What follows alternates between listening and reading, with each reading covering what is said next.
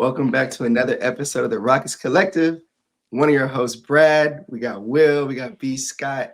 Had a crazy game against the Nuggets last night. They lost in overtime by 3. Controversial calls we'll dive into. We'll look at film in the clutch as well. Of course, we always do a Q&A.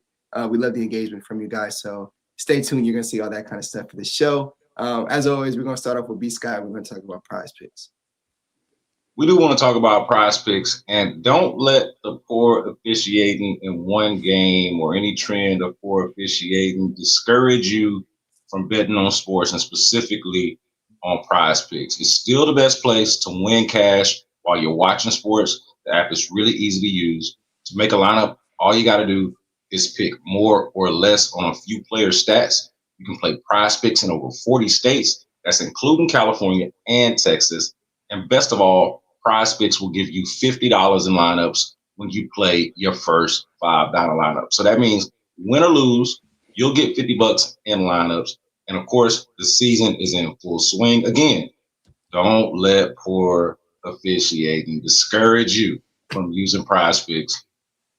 All you got to do is use the promo code Rockets and download the app right now. Prize Picks is good to be right. Yeah, so we'll dive into the game. Of course, we will talk about the officiating. You don't want to just the big topic is too when you talk about officiating, everyone's gonna say, "Stop crying about the officials." It's a full game's worth, to get a W. And I do agree with that point for sure. Officials should not be the reason a team wins or loses a game, but sometimes you gotta call them out if it's bad to the point where like I look at Rockets Warriors game 7, like that was just blatantly awful. You got to call that out. In this game yesterday, it was blatantly awful. You got to talk about it. So I want to start from a player aspect first, though. What did y'all think about the guys? Like, who stood out to y'all? We can jump to Will first. Like, what'd you see from the guys? Alperen Şengün absolutely rose to the occasion when it came to matching Nikola Jokic, who quick side note, I said it yesterday. I don't know how you stop Jokic. Just being completely honest with you. It's not even a question to me who the best player in the world is right now. It's Nikola Jokic, and I'm gonna be real. I don't know what more you're supposed to do. There were a lot of times it's about poorly officiating. I do think it was a couple times we fouled Jokic and got away with it, and he still made the shot. And I'm like, I don't know. Like, he's pretty much being fouled here, and the shot is still nothing but net going in. I don't know what more you're supposed to do. People talking about, oh, go get a Alex Caruso or go get a J. Like, bro, that's not solving the problem here right now, bro. I'm sorry. I think we are watching like the definition of an unguardable basketball player. There's nothing you can do because even if you somehow force him to miss, he's getting his offensive rebound, he's putting it back up. That dude is ridiculous. You can't force a double team, right? Because he can make every pass in the book. Like, I genuinely do not know how you stop him. And that was on full display yesterday. That being said, I think Alperen Şengün did a really good job of trying his best to match the best player in the world. He had a 33-point triple-double, I want to say. He did, yep. And wasn't the most efficient triple-double. I want to say like a 56 true shooting. But, I think given the context of what was going on, a couple of them shots at the end particularly where I definitely think he was fouled and they did not call the foul on it. I'm going to contextualize it a little bit. I think he was great. I thought he made great passes. He had that insane lob to Amin Thompson that out of the double team in the corner where I didn't know what was going on there. He just saw the ball go in the air. Next thing I know, Amin was dunking it. I don't even know how Amin knew that pass was for him, to be completely honest with you. Like, that was ridiculous. Yeah, so Şengün was just on a different level yesterday. I thought he was phenomenal for the Rockets. I thought Kevin Durant was phenomenal for the Rockets as well. Particularly his defense. I think that was one area that we don't really get to talk about a lot because we did go on to lose. And not only did we lose, we lost because of some questionable officiating. So everybody was rightfully so pretty upset when that game ended. All the people also were talking a lot about how he only took 14 shots yesterday, which I guess we can talk about when we want to. But I thought his defense, particularly, he had 5 blocks yesterday. And I want to say at least 2, maybe 3 of them were on Jokic. Brad, correct me if I'm wrong. I know at least 2 of them were. I'll double check right now. Yeah, I know. I remember at least twice where he blocked Jokic, and it might have been a third one. I can't remember, but he had 5 blocks, and I thought his weak side rim protection was phenomenal yesterday. I thought he did a really good job of staying engaged in the play. You know, there was a lot of times where he saved us from getting scored on by himself. I thought his switch defense was phenomenal. I thought KD probably played the best defensive game of his Rockets career. And I mean, shoot, it's been a minute since I think I've seen KD make that many like game altering defensive plays. So I want to make And sure he well, gets his props. it was 3 blocks, That's what I was and wanting to say. again, we'll get to the officiating. It should have been 4 blocks because they took away one of his blocks in overtime against Jokic as well. Okay. So yeah, Okay. 5 blocks Yeah, total. he made some really great. And then the last thing I'll say is I thought Jabari Smith Jr. also played a really game. I think he was 4 of 6 from three.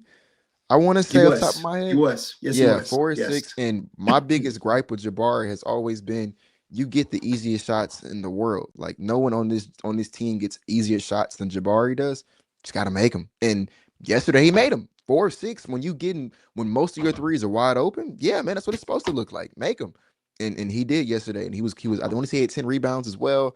He had that insane weak side block on Jokic as well. Like I Mhm. thought Jabari played a really complete game. I thought all three of Şengün, KD, and Jabari played well enough for the Rockets to win. I thought Amin Thompson did not. But at the end of the day, didn't really matter because, like I said, the refs kind of took that one from us. So that's what I have to say. So, Brandon, I noticed you made a facial expression when Will mentioned people are saying we need to get a Alex Caruso kind of guy to guard Jokic. I want to get your thoughts on that first. Yeah, I think that's insane. I think that's insane. And look, I'll co-sign everything that Will said about the Rockets players. But I'll start with Jokic because that is what stood out the most from the game. Like I know this is a Rockets podcast, but it would be irresponsible to not point out that this was a game against undeniably. I want to co-sign this again. What Will was saying, undeniably, at least in my opinion, the best basketball player on the planet Earth right now. Like, and it feels like he's been that way for like half a decade now. Like we're reaching a territory here where he's not just like a flash in the pan best player in the league or having a best player in the league kind of season or a 2-3 year stretch here. It feels like it's been. I mean, what has he got? How many MVPs? He's got three MVPs, right? Yeah. And so there's 3 years where he can just clearly make the case because he won MVP, and at least a couple of these years now where he's been arguably the best player in the league and continues to be. And he played that way, and that part was obvious. It's so what's crazy about Jokic is how like basketball is supposed to be. It is a difficult game to play. It's a difficult game to play and supposed to look difficult. And it's just wild how Jokic makes it look so mundane and easy. It's like, I'll just do this and I'll just shoot it from here. And it just looks like I watched a game with him last year. I went to Denver. I think they played Atlanta one night in January, right after New Year's. And I was like appalled by like the effort I felt like he was giving. And he had one of like his better games of the year, triple double. Like he's just an incredible basketball player. And that was on full display last night. But to the point about Alperen Şengün, it was important for him, I thought, to come as close to going band for band with Jokic as he possibly could, given how that last game went. And he didn't quite necessarily do that in that last game. That was a Reed Shepherd game. I know y'all remember. But but this game, it was important for him to do that, and he absolutely did that. He obviously is not Jokic, and I think Jokic is kind of a one-on-one right now, but he's clearly like as close to that stratosphere as you can get, I feel like. And that was important, I thought, for Alperen Şengün to show that. Kevin Durant's defense, his blocks, he was sensational on the defensive side of the floor, on the defensive end of the floor. I would go in that exact order that Will did, but I do want to add one quick shout out, and Jabari Smith Jr. as well. But I want to add a quick shout out to Josh Okogie as well. He had some stretches in this game. That 3-point fake double pump dunk that he had a couple of moments that I thought were really good. So he stood out. Jabari and Okogie as the role players stood out to me. And of course, Alperen Şengün and Kevin Durant as the stars stood out to me in this game. And I think they could have gotten a lot more from everybody else. The big takeaway from the game, I would just say before I throw it back, was like aside from the officiating, which I know we're going to discuss, and this is kind of a part of it, but that second quarter is really, if you go back and think about the game and look at the game, is really the only point where I thought until overtime, the only part in regulation where I thought the Nuggets outplayed the Rockets. Like I thought the Rockets, and this is even I think evident in the box score. You'll see this, but that was the only time where they outplayed them, and then it ends with some officiating issues and the technical fouls that we'll talk about some of this. But that to me is what stood out beyond the incredible finish was a second quarter where I thought there were times where Alperen Sengun's in the game and they're running actions with Reed Shepherd and Clint Capella. There was too much Reed Shepherd Jabari as for as good of a game as he had in a men for times when Kevin Durant, Alperen Sengun, or both were in the game in the second quarter. I thought they needed to go more to those actions at that point. That was a real, I thought, critical point in the game. Obviously, it ended much more controversial and seems like way more consequential plays. But that stood out to me watching the game was the second quarter and how things swung after a really good first quarter for them. And then again, I thought that they outplayed them for the majority of the game. Yeah, I'll say this in that second quarter too. Even past the Şengün and Capella double big lineup, I want to say they had out there Reed Shepherd, Aaron Holiday. Forget the third guy that was out there at the top of my head. Maybe it was Jabari, or maybe it was a Kobe. But point being, that double big lineup, it was a negative net rating before that game, and they lost a lot of momentum in that lineup. You could say it was because Reed Shepherd was off. I just don't like the double big pairing at this point. If you're going to go double big, obviously you want to dominate in the rebounds, and that lineup, it did not do that purpose at all. The defense was not good at all either. So that was my take. That the Rockets got outscored 34-21 in that second quarter, and that has to be better. I will say Reed did have a really bad shooting quarter in the second. Overall, I mean, if you look at the box score, he's 5 of 17. I put it on my Twitter account. I do like that he stayed confident because he ended up hitting a huge shot in the fourth quarter, so he needs to take those shots. He missed his first 6 shots. Just wanted to point out. I think he missed his first 6 shots. Yeah, he was 0-6, and then he hit one off of a handoff that was probably about like 2 feet behind the 3-point line. And I applaud him because he shot it like he never missed a shot in his life. So I admire the confidence. They're going to need that in the future for sure. But yeah, he did shoot them out that second quarter, and it's all good. It'll happen. Shooters shoot though. I don't think he shot us out the second quarter. I would say earlier in that second quarter, it was just bad. There was a little momentum shift when he was missing, but then, like I said, he kept shooting and he hit one of them, and we were good. Yeah, when they put KD back in the game, I feel like things kind of calmed down a little bit. But if you think back at the first 4 or 5 minutes of the quarter, it feels like I'm going off memory here. Mm-hmm. Feels like you had a few misses, but it wasn't even just him shooting them out of the quarter. It was just like, why isn't Alperen Sengun touching the ball? If he's going to be out there, why is he over there standing in the corner like he's Jabari Smith but like he's not Alperen Sengun? That was really the issue more than anything. I'm good with Reed Shepherd taking shots. I want to be clear about that. Like Reed Shepherd had a career game against them the last time, he did, and Reed Shepherd can shoot the damn basketball. Exactly. So like I don't mind him shooting. It was just like it just didn't seem to be much of a rhyme or reason of what they were trying to get. Like whenever you watch them with the ball, what are y'all looking at? What are you trying to get to? I know this is what y'all do when y'all watch the game critically, like, right? Like, what are you looking for here? What's the end goal? Like, what's this? You know? Yeah. And that second quarter specifically is where it just didn't seem like the end goal made a whole lot. It seems suboptimal. I'll say that. That's how it felt to me. I hear that. Yeah, I'm looking at it, and Şengün was a minus 13 in that second, and I would agree. After having the first quarter that he had, I would have been, running a lot more through him. Me personally. They got it together in that second quarter, but then that's when some of those missed fouls on Şengün started happening, and then Udoka and Şengün lost their mind at the end, and it kind of just went south there at the end. But that's how I remember it. I wanted to say something about Steven Adams. I didn't see anyone really talk about him, but he was an absolute non-factor in this game. Actually, the third game in his career that he's played at least 10 minutes and didn't get a single rebound. So that's very rare for Steven Adams. And he didn't play in the fourth quarter, if I'm not mistaken, and onward. No, he did not. He played 2 seconds in the fourth quarter, so I'm not going to count that. But, yeah, he was a non-factor. And the Rockets they did end up winning the rebounding battle. But, I mean, when you got Steven Adams playing like, Steven Adams, that is another game changer as well. So they missed that. I wanted to point out. But I liked what you said about Josh Okogie. B-Scott, I think that was one of his better games. Just huge impact player. I think Will tweeted out he's probably got the best vet min contract in the league. He probably does it without looking at the top of my head. I But was that's just talking. I don't know if he actually does. It's I pretty was good saying. though. It's pretty good. Yeah, I was saying I was tweeting he was a GOAT role player. I was just talking to, but he's playing, really good basketball, especially for a guy who was not supposed to be getting minutes at the start of the season. So I wanted to give him props for sure. I think y'all said he ended with what 16-4, Yeah, shot 16 7. for 85 true shooting. Yeah, it was +9 in his minutes, Play 27 great minutes. defense too. Amazing defense. So love that. KD, he took 6 shots in the first half, hit 4 of them, was drawing a ton of fouls. Will mentioned the blocks. Applaud him for that. It's amazing. He finished with 25, 5, 7, 5. Take that.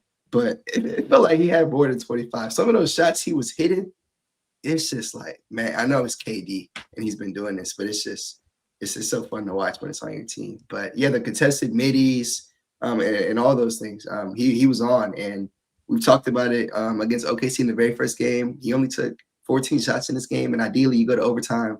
You want that number to be closer to 20, but KD's not a guy that's going to force it. So if he's getting doubled, he's going to swing it. So you really got to get it to him while he's in his spot, and he can just rise up and just put up the shot. So yeah, it is tough. I know, again, I saw a lot of people complaining about his shot attempts. I, of course, want him to get more, but it's got to be within the flow of the offense. And I know he's just not going to chunk up a shot just to do it, even though he can. But if he's double, he's going to swing it. It's the right basketball play. So, um, yeah. Last I thing I'll wanted say on the game, oh, actually, no, you go ahead. No, go ahead. Okay. Well, I was going to talk about the last play of the game. I know people were complaining that Şengün took that turnaround shot. That was not the play design. They could have gave it to KD. I think Jabari could have thrown that, but at the he same cannot time, they have. were I no. was going And I was going to say that. It's not. It's KYP as you say. But that not was no, one. not even that. What I was so when that play happened, right? Because and I was watching this game with like DeAndre and us. We were all together. We watched the game. We all said the Nuggets are going to foul up 3 here. So like Yep. there was no like Katie got doubled off the ball. And Mm-hmm. even if Katie caught the ball, he was going to He's get getting fouled fouled right away. immediately. Yeah. There was no scenario in which the Rockets are going to put up a 3 from like Reed Shepard, Kevin Durant, Aaron Holiday. The only reason why Şengün was even able to get that 3 up is because the Nuggets were not thinking the play is for Şengün. They're thinking that we're going to get it to a shooter, not to our center. And so when Şengün got the ball and launched, they're like, oh, this is not kind of what we thought. And I think everybody was kind of like mad, like, why did Şengün take the shot? I think the Rockets knew they were going to foul up 3 there. And Şengün was like, look, this is the only 3 we're going to get. We're not going to get a 3 or otherwise. The second we pass this ball to KD, he's going to get fouled. Second we touch the ball, he's going to get fouled. Second Aaron touches the ball, he's going to get fouled. This is the only 3 we're going to get. And so, like, was it the best shot in the world? No. But at the same time, I mean, like, I don't really know how else we were going to get a 3 up there because like, they weren't going to let us. They weren't going to let us shoot a 3. They were going to foul us. So it kind of just is what it is. I thought he rushed it a little bit. I thought he should have. No, he 100%. And the reason he rushed it is because he knew the foul was coming. But here's what I'm saying about that though. I thought if you're anticipating the foul, that you could go ahead and take a natural shot and still get the foul in the and it'd be like a shooting foul. Like, you know what I mean? I didn't feel like you necessarily. At that point, you're leaving it to the ref discretion, which that's fair. That's fair. Given that game may not be what you want to do. And I would say even more so, it's way easier for me to say from like sitting on my couch, right? But it felt that way from watching it. I don't know what Şengün is feeling or thinking in the moment. So like I want to be critical, but also like think about the fact that it's easy for me to say that from where I sit. But that is what it looked like. Like, man, it seemed like he could have actually gotten set. And even if they fouled him, hell, they would have fouled him within the, you know what I'm saying, within the motion of the shot. That's how I felt. So that's why it felt like it left a lot to be desired. I'm 100% with you though. I don't think that ball could have gotten to Kevin Durant, and I didn't see Shepard factor into the play either. I don't think there was any scenario which the Rockets got a better 3 than that. I think that was the best possible 3 in that scenario. I'm good with Şengün taking. I just thought he could have taken a better version of that shot. I mean, I agree. Like I said, I don't think obviously if I could do it again, I would want KD taking the shot. I think for me it's just I think that was the only one we had access to. Somebody asked go ahead, I'll go to it. With the fouling of 3 favor us because they know it's gonna be bigs, maybe. But like I said, now you have to, I think it's easier to ask a team to make a 3 than it is to perfectly miss a free throw, get the rebound, and then put it back up. And would have been like 5 seconds left. Like that's a lot to ask. And maybe we could do it, but they've done it, but we've seen it. Funny yeah, enough, we won we've that done game it. against the Sixers last year. No, we did. I say Yeah. it's not impossible. It's just Yeah. really difficult to do. Yeah. Like Yeah, it's not an that easy was what thing at was so all to damn do. cool. That was what was so cool about it. Was like, man, did they really do that? Yeah. So I'll say we can this do it. to close. The last thing I wanted Oh no, to actually, no. I want to say something about the game itself. go Clint ahead, go ahead. Capella. It has been real. It has been real, my brother in Christ. You are a Rockets legend in my eyes. You know what I'm saying? Same. We went to the playoffs with you. You competed. You caught the lobs from James and Chris. You know what I'm saying? Like Thank you, I was sad to see him go when he got traded for Robert Covington. Like I have nothing but positive things to say about Clint Capella and his time. I'm sure he did a lot of great community work as well. But that brother don't need to play no more, man. That bro. I've been saying it since we signed Bro, him, since he jumped out there. He don't need to play no more. hey, bro. Especially in a double big lineup. That to me, that's the worst thing ever. Is it'd be one thing if we was playing him because Steven Adams and Shingun or were foul trouble hurt, something like that. He's out there in double big lineups. That don't even make sense to me. I'm gonna keep it a bean. That from a spacing perspective, it don't make sense. I think the only reason why you even get away with Shingun and Adams is because one, Shingun kind of moves like a wing or a guard anyways, but two, because Steven Adams is just the best rebounder in the league, and he's also probably the best screen setter in the league, the best sell offer in the league. Clint Capella doesn't even screen no more. Have y'all noticed that? He don't screen. He doesn't screen no more. He don't, you know what I'm saying? He really can't do nothing when you give him the ball. He's kind of out there to like try and grab some rebounds. But like I said, if that's the case, I kind of would just rather have Steven Adams out there. I don't know. So for me, it's just like I think we are wasting every possession in the court is a turnover to me. And it needs to stop. So that's where I'm at. Since you mentioned it, and I talked about that second quarter, the play that stands out to me is a Reed Shepherd Clint Capella action where Albert Shingun is just standing out there in the corner like some just random wing, and Reed gives the ball to Clint, who like does a like fadeaway hook or something, and he gets fouled. And I'm he misses the like, free throw. yeah, I remember that. and I'm like, please get that out of my life. Get that out of my villa, please. I could not. I'm with you, man. And that I think that's probably one of the more infuriating parts about that second quarter. That was the weirdest part of the game until it got weirder at the end. He has not. I can't remember the last time I've said to myself, Clint Capella, we were better with you on the court than with you off it. I really can't remember the last time I've said that. Um, and like I said, I to this moment don't even believe he was signed to be a rotation piece. To this moment, I still believe he's a trade exception. That's how I also about the signing. I still feel that way.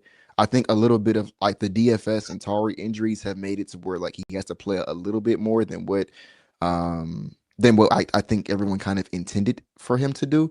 But at the same time, like, bro, get him minutes to Jay Tate, get him minutes to Jeff Green. Like, I don't know, give him throw JD Davison out there. I don't think that they should go to Capella, man. I respectfully, I think I'd rather run Jabari at small ball 5 than to have Capella minutes right now. Just because I mean, disrespect. He don't It's got it not right it. now. Yeah, It's he not just it. don't got it no more. It's not it right now. I'm saying, bro, he 31, 32 hours, Clint Capella. 30, 32, 32, 31. I mean, people forget he was so He's young. 31. He'll be 32 by the end of the season. Yeah, he But I was ain't so gonna lie, young but when he came in. Yeah. I'll say he's been in the league for a decade plus now. He's made a lot of money. Like He's like 19. He's like his 19 when we got career, him. he's had a good NBA career. It's just he's at the tail end of it now. And I'm gonna be real. He don't need to play no more. I was gonna say this. Outside of Clint Capella, he definitely shouldn't be playing when Steve was in the lineup. That's the last thing I was gonna say about Clint Capella. Probably in general. Man, I ain't gonna lie. Yeah. Jabari healthy? Because I ain't gonna lie. If Jabari Run him healthy, I back still up don't know if I 5. want him playing. Man, him shooting with Shingun on the floor is unforgivable. What's unforgivable Don't make is that sense to me, anytime he man. throws up that knuckleball. Anytime he's on the court, You know man. what? Let's keep it a Derek, bean. as you bring that up, let's look up the knuckleball on the season because it was 18% last I saw, and it's insane. As I looked that up, though, the last thing I wanted to ask y'all before we go to the officials was the clutch play. Katie took 3 shots in the clutch, counting fourth quarter and OT. The one shot he hit, of course, was that one with like 30 seconds left to tie the game. But it does go back to that OKC game. In the first game of the year, we were like, we got to get KD to rock more. So I mean, what Can I speak on that?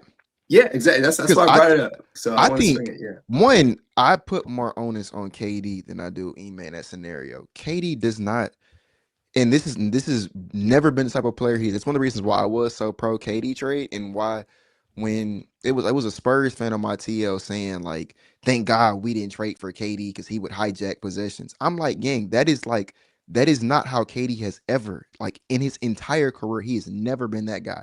He does not demand the ball.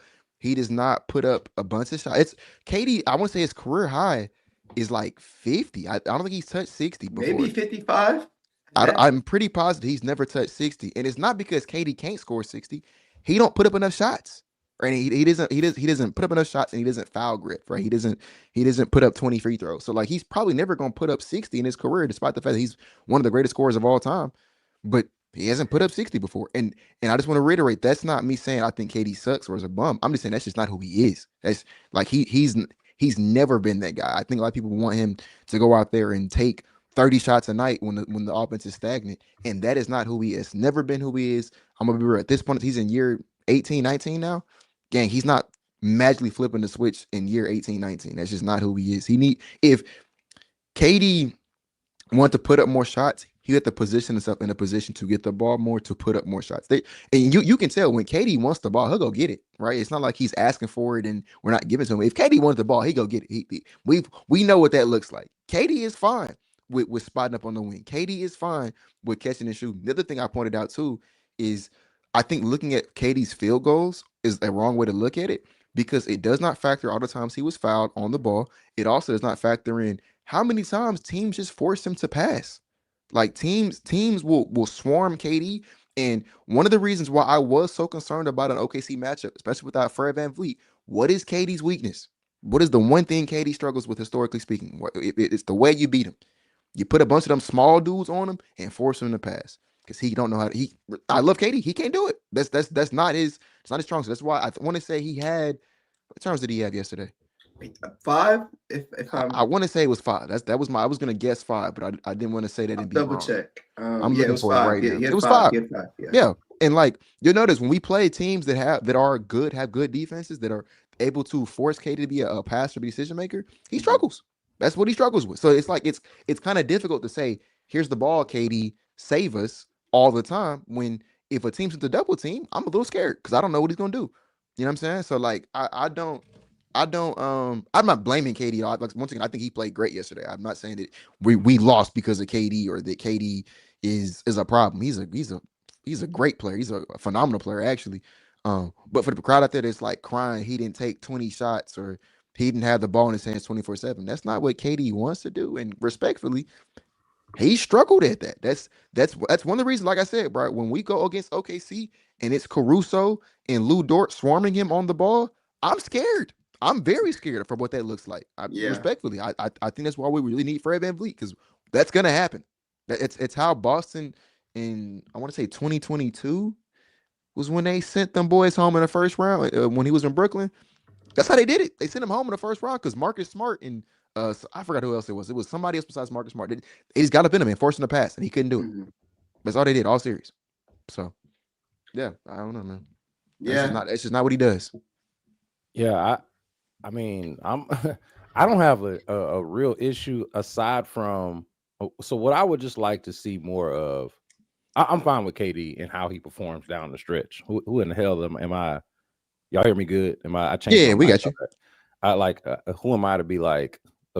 But the only thing that I would like to see is less of a KD thing and more of a just feeling like they are going to it. Kind of speaking to kind of a similar point about the second quarter, but like just late in games, understanding that their best action is like they're a talented team. They got a bunch of different ways that they can attack teams, but that their best action at the end of games is some combination of KD and Alper and Şengün, and for them to just not go away from that, like to just beat us. Somebody was making the point that I saw was how, you'll see teams like Denver beat the Jamal Murray, Jokic stuff to death, and they'll just they won a championship off of it. Like they just beat it to death.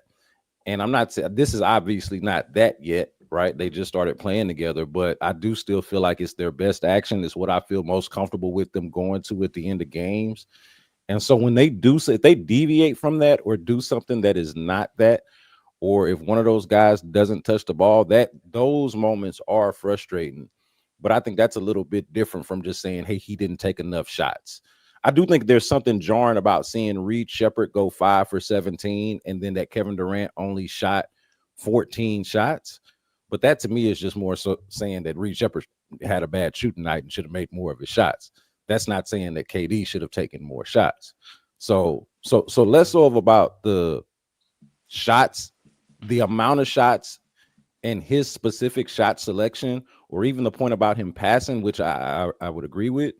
It's more of them being more intentional about what they're trying to get to, and that to me is sometimes a little bit of the frustrating part. It's like and this kind of maybe speaks to the Fred VanVleet point as well, of like needing a, Alperen Sengun has said in the past, like he's our brain out there on the floor, and they could use it. Like if he's there, like I don't know exactly what that substitute is. It's not to say that they're like dumb players or anything, but I would like to see them have a little bit more focus on what they're trying to get to down the stretch, and that be their focus. Let me throw this out there too. If so KD spent 3 years of his prime. He was 28, 29, 30 years old. So yeah, literally the prime of his career in Golden State. Those 3 seasons, Brad, how many field goals do you think he attempted? Those three per game. Per game. Those 3, if I averaged out the amount of field goals he took those 3 seasons, what did they come out to? 16. Y'all are too low. We're too low. Yeah. Too low? 18. Too high. It was 17.4. I love that we're guessing the exact same number. I know, right? No, it was 17.4. Do you know how many he's taking right now? Probably something like that. Like 16.5 or something like that. 17.1. Yeah, so he's 0.3 away from his average with the Warriors. And I mean, like I said, maybe you can argue, well, that was when he was next to Clay and Steph. I mean, he's on the team that has guys who are talented as well. But I did the exercise to point out that's just who he is. Like he has never ever been the kind of guy that puts up 30 shots. It's not what he does. His career high in field goals was 20.8, and that was his MVP year in OKC. And I also want to point out that the years where he touches 20, he's only touched 20 twice. It was that year in OKC where I want to say Russell Westbrook was injured, and then it was the year in Brooklyn when Harden demanded a trade and Kyrie was hurt. So the common theme there is he didn't have any help. Anytime KD's been on a roster that has any semblance of competency, he does not take that. Like he took 18 shots last season, so he's one less than he was last year. Like that's just not who he is. Can I just say too that like on a night where KD goes 8 for 14 from the field, has 25 and 7 and 5 blocks that should have been more, that and the officiating is as bad as it was, that the last thing to really be complaining about is KD's shots. Yeah, there's just so much more to do here. Yeah, you know what I mean. Yeah, and like I said, that once again does not factor in the times where he was fouled or forced to pass. Like it's not like he didn't touch the ball. He touched the ball. Too. That part, yeah. Yeah, if anything, again, gotta cut the TOs down. But I mean, I thought he played a really good, again, 25, 5, 75 is amazing production and definitely enough to win the game. But yeah, that was a crazy game. We spent about 30 minutes talking about that topic alone. We ain't even got to the officials yet. So if you're with us, we appreciate you. Leave a comment. Let us know what you think. Sub if you haven't already. But let's get to these officials. I got the NBA pulled up so we can look at some of these calls. And y'all let me know if y'all want to see something, and I'll pull it up and share it. But man, the last 2-minute report just confirmed in overtime there were three missed calls, and they were all against the Houston Rockets. All in all, the Nuggets got 4 free throws from these calls, and they took away 2 free throws from Alperen Sengun, who was shoved in the back. So again, I don't like to sit here and complain about refereeing or officiating and say it's the reason a team will lose a game outright. But when you have a game like this, like a masterclass game, like that final stretch in regulation was just pure basketball. The Rockets, like last 2 minutes and 30 seconds, did not miss a single shot. Jabari hit a three. Şengün came down, hit a float. Reed Shepherd hit a three. KD hit a three. And then Şengün at the last second hit a float. And it's like, bro, in span of 2 minutes, 30 seconds, you just had like 5-6 clutch shots. And you're up one or you're up two. That's supposed to win you the ball game. And the next thing you know, we're calling tripping fouls. But what they say, the shin made incidental contact. I've never seen that in my life. After a review, they thought that was cool. Yeah, I never seen that in my life. And in fact, I was at a basketball game that the Rockets played against Orlando a few weeks ago, and I remember KD got tripped on a play, and it was Anthony Black got the free dunk, and that was going to be a game unless the Rockets ended up scoring that next possession, and they did, thankfully. But again, the refereeing was just god awful. And it was even worse in that first half too. But I'll jump up. I'll pivot to one of y'all. Maybe I'm tripping. I can pull up the plays while y'all talk too. Y'all let me know which one y'all want to see as I do so. I don't even got nothing to say. They screwed us. I mean, that's really all I got to say. Yeah, I think if you just watch the game, the moments just speak for themselves, man. Mm-hmm. Here's the fact. Like I know that we got the 2-minute report and everything, and we got these 3 plays that swung the game. What was it like? I think we laid it out. What was it? 4 points that they got at least from those. It was, and then an opportunity for the Rockets to score that was missed. Basically, I think it's the way that is the sum of that. Yeah. But the thing about it for me, man, is just it's the culmination. It's that plus, like, it was bad from very early on in the game. Like, the 2-minute report can only give you really only gives you a snapshot into what the overall officiating looked like throughout the game, and it loses sight of, like, Ime Udoka's going off in the press conference, and he's going to get fined and all of that, and he's talking about how a couple of the refs shouldn't even be out there. One of them is starstruck and all of that. Like, that is not just based off of that 2-minute report. You got to remember going all the way back to the end of that second quarter that I was talking about, when he gets that technical foul. He looked like he was ready to fight somebody. Alperen Şengün gets the technical foul, and that's because, if y'all remember, Alperen Şengün was fouled about, I'm going to say, no less than 3 or 4 times in a row. And I thought they could have been like either way fouls. Like, but if you're Şengün, and certainly if you're Ime Udoka, who's advocating on Şengün's behalf, then those are fouls to you. I thought they could have gone either way. But there's a shove of Şengün by Tim Hardaway Jr. There's a couple, I think, from Jokic. There's one, I think, where he goes right into Jokic's chest and scores that should have been an and one. This is a sequence of plays that happens about 3 or 4 instances there in the second quarter where they just kind of go off. All right. And that's in the second quarter of a game that we're talking about went to overtime, before we even get to the tripping call at the end of the fourth quarter, before we get to this actual 2-minute report that we're talking about. And I would even point out, like, a benign play in the third quarter where Josh Okogie knocks the ball off of Jamal Murray. And if y'all remember, man, I was listening. I actually watched the local broadcast of this game instead of the NBC one.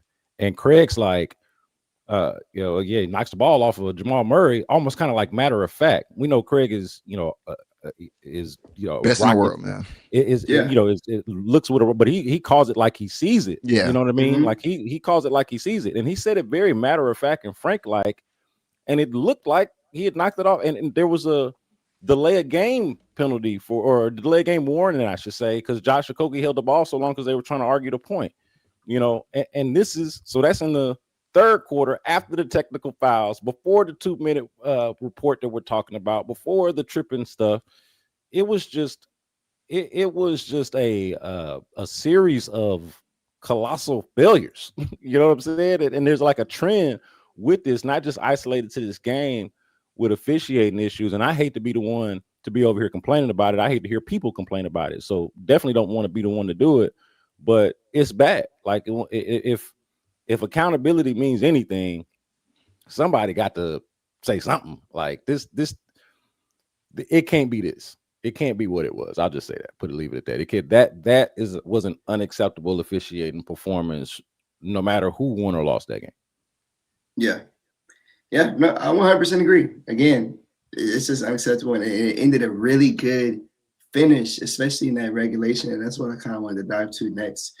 When I was talking about film in the clutch, the Rockets. I mean, you look at the games they've lost, and again, a bunch of good teams, but I want to applaud Şengün in the clutch. I thought he looked like he was for the moment. Again, if I pull up just his stats. In this game particularly, he led the team in scoring in the clutch. Hit 3 shots in that time span. Again, he's not a guy who's scared and get the deer in the headlights. He's out there getting buckets. Boom, boom, boom, boom. But I want to pull out the first Jabari made 3 because that was huge. Big shot, Bari. Because I thought that game was lost. I'm not gonna lie, it was looking ugly for a good amount of time. And Jabari came in and definitely sealed the deal. After this, if y'all have any questions, we'll get to a few of them. So definitely let me know. But that's what we're going to do after that. In fact, I'll probably just skip the Jabari 3 and just show. Let me know if y'all can see this. It should be showing right now. There's nothing on my screen. I don't have it. Up. Okay, let's see.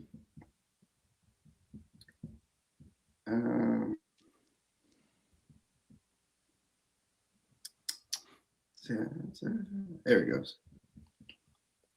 Okay. Yeah. Here it is. 90 seconds to play. Okay. Okay. Yeah. So this is Jokic, but beforehand, right before this, Jabari hit a big 3, but Şengün hitting this float. I thought that was really big, of course. I don't know what y'all were thinking during this time of the game, but just the back and forth was so crazy in my opinion. I thought it was similar. Especially Jokic. Jokic hits this 3 right here. I don't know why Şengün backed off him. Of course, that was going to be cash. I want to say Reed answered right here. What did y'all think in the moment when Reed pulled this shot? I loved it. Yeah. Yeah, I got all the confidence in the world in Reed. Yeah. Even on a poor shooting night, I got all the confidence in the world in Reed. I was making up. I want them to prioritize Alper and Şengün if they're on the floor together, but I got all the confidence in the world. Yeah, no, 100%. Yeah, and that's why I was saying early on, even though he starts 0-6, I want him to keep shooting because we're gonna need him in situations like that for sure. But I do want to say to your point, Brad, about Şengün in the clutch. This is what I'm talking about when I say go band for band with Jokic, because it's like aside from the numbers, like I think it was a point was made about how this was the first triple-double game from both starting centers maybe in NBA history. I saw it was. Yeah, I kept seeing that, and I wasn't really sure where that was coming from, but I saw that a bunch of different places. Like that in and of itself, and it was 30-point triple-double from both guys. Like that in and of itself is really impressive and cool. So like from like a box score standpoint, even if you didn't watch the game, but when we talk about him matching that energy, the down the stretch stuff is what I'm really talking about, and why this was all the stuff that Will was saying early in the show about Şengün, what you're saying about him now, that was most impressive about the performance. I 100% agree. I definitely agree. There's only been 7 times in NBA history where you've had guys get 30-point triple doubles on opposing sides, but definitely for the first time in opposing centers. So yeah, no, Şengün did his thing again, facilitating right, hand off to KD. I mean, I feel like in the clutch, if you're gonna try, that's what I want to see. Yeah, right there, get him a dribble handoff. You can't even double in that situation, and of course, this is gonna be cash. That pull up, he's been doing that for years. So can't hit that screen. Yeah, that was a game. Again, that was a crazy game. And right after that, Şengün hits the shot to go to overtime, and that should have been the win right there. We know what happens afterwards, the tripping call. Again, I don't think they should have called that, but it is what it is. We can't do anything about it now. But I thought the Rockets won that game in regulation, me personally. I had to applaud the shot making at the end. That was extremely impressive. So definitely convincing. Can I ask y'all something? As I'm pretty sure gonna get to some questions. I I feel like it should be made the point, or the point should be made that you've got these losses now, in some classics, by the way, regular season standard, by the way, of the first game of the year against OKC, this game that we're talking about here with Denver. There was that San Antonio game that was a real disappointment, I know, but like they've lost now. They lost to Detroit, the second game of the year. They've lost now to the what I would say are some of the better teams in the league, but at the same time, they've been right there, and you could argue like could have won those games, right? The go to double OT with OKC to start the year.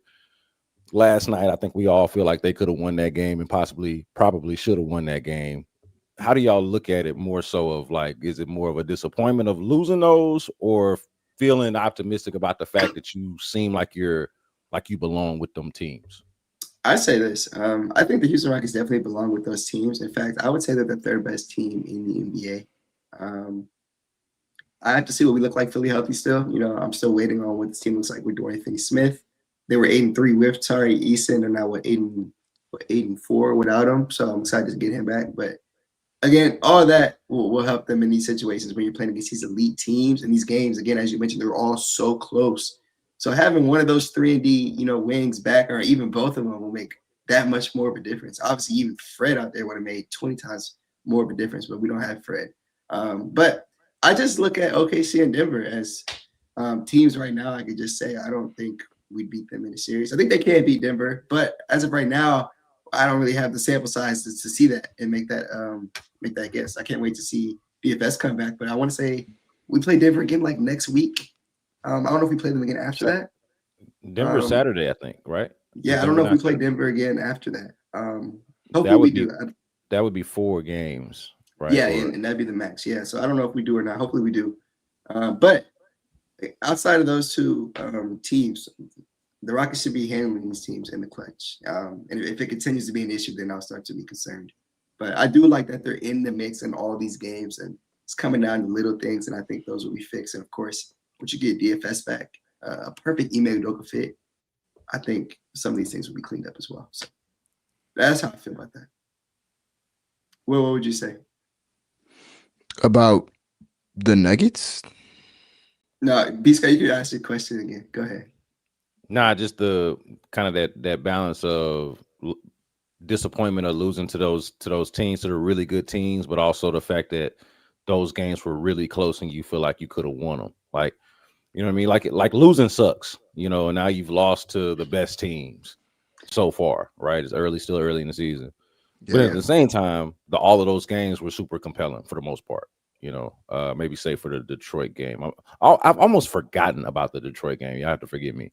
They just got outplayed, out hustled, pumped. If you want, that's what happened. It's almost like it didn't happen, almost in my mind. But other than that, it might not be more to it. It's just a thought to me that I kind of was thinking about. Like, man, it sucks that they lost these games, but I have not come away from any of them like, oh well, they can't play with that team. You know what I mean? Yeah. Like they like that. All of them have been like, give me 7 of those, right? So. Okay. It looks like Will has no input on that one. I mean, I don't believe in moral victories. Like that's what I'm won or you lost. So that's what I'm getting at. That's the whole point. That's the whole question. That's what I'm saying. Is like, man, losing sucks. You know what I'm saying? And at the same time, it's like there is a bigger picture, like a further down the road picture of like, yeah, this sucked, but I also don't feel like I'm gotta beat them. Like I'm rooting for an inferior team is, I guess, my only point. But yeah, losing does suck. I wish they would have won every one of them games. Yeah, they hope they take care of business. Again, they play Denver very, very soon. They have a crazy road stretch coming up, actually, like 5-6 games in a row on the road. So gotta lock in one of those against Denver. So we'll see what they do. But that's the first 3 topics we had. Again, we left it up to Q&A. If we don't get any, we'll close early. But yeah, as we look for some questions, I want to confirm the schedule we have coming up. Somebody did ask, Alex asked, what was the logic of going from Denver to New Orleans and then just to go back to Denver? You got to remember that this most recent game was like not originally scheduled. I forget all of the machinations of it and everything, but one of them games is an extra game. So I don't know the logic, but I don't think it was original logic. It wasn't supposed to be that way. Yeah, that game was just scheduled recently, so yeah. It should have been a baseball style back to back if it was scheduled beforehand, but that's the reason it wasn't. Real quick, I'll just say I think it was I'll say 9 as well. I think that it was very bad, but we talked about that, so I'm gonna spend too much time there.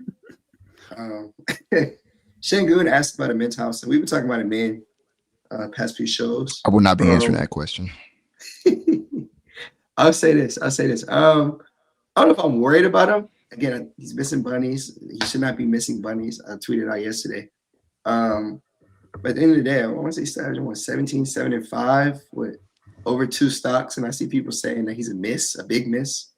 I think that's an overreaction. He's a what? Wait, he's a what? They said, I think his name was Paul. Shout out to Paul. I'm sorry for throwing you under the bus here, but he tweeted, damn, like the Thompson twins were just big misses. I guess we were wrong about that one. Misses. Got a bunch of traction. I'm like, all right, bro. Like, come on now. What are we doing here? Right. Have you been playing up to his standard? No, but kid's not a miss. But that's a lot. Come on, that's a lot. Was he all defense last year? First team all defense. Yeah. First team all defense. That's a miss. Yeah. First team all defense. Y'all bet. You know how hard it is to be first team all defense. How good especially second year. So what's he talking about? Yeah, I think he's gonna be fine. I'm not worried about it. But I do think that the finishing in traffic and the wide open shooting are the two things that like he's not hitting wide open shots, and he's much worse at it this year than he was last year, and then he's not finishing in traffic as well as he was before. And those are the things that stand out about him. So I think we can leave. We've been here. I think we can leave it at that.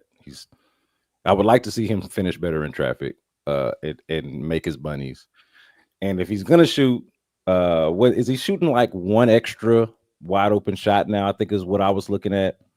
Probably so. If you look at I have it right here. Hold on. Like wide open, shooting like one wide open 3 a game. All right. Very out on Chris Paul. Yeah. As you asked that question, not worth he just needs to do that. So yeah. Last thing I'll say is I did pull up the schedule, and now it has disappeared on me, of course. But yeah, a bunch of road games coming up for the Rockets, so gotta lock it on this road stretch. Most of those games are winnable. You have the Lakers on Christmas. That'll be a fun one. Denver. It's going to be tough. The rest of them, they should take care of business. So we'll definitely get back to that this upcoming Tuesday. But, yeah, we appreciate y'all again for always tuning in. And 35 people in here right now. We appreciate that. Again, let us know what you think in the comment sections. Leave a like, leave a sub. We're trying to, let's get the 2K. That's the goal, and keep going from there. But, no, we definitely appreciate y'all. Again, we'll be back next Tuesday. So stay tuned for that episode. And that was the episode of the Rockets Collective.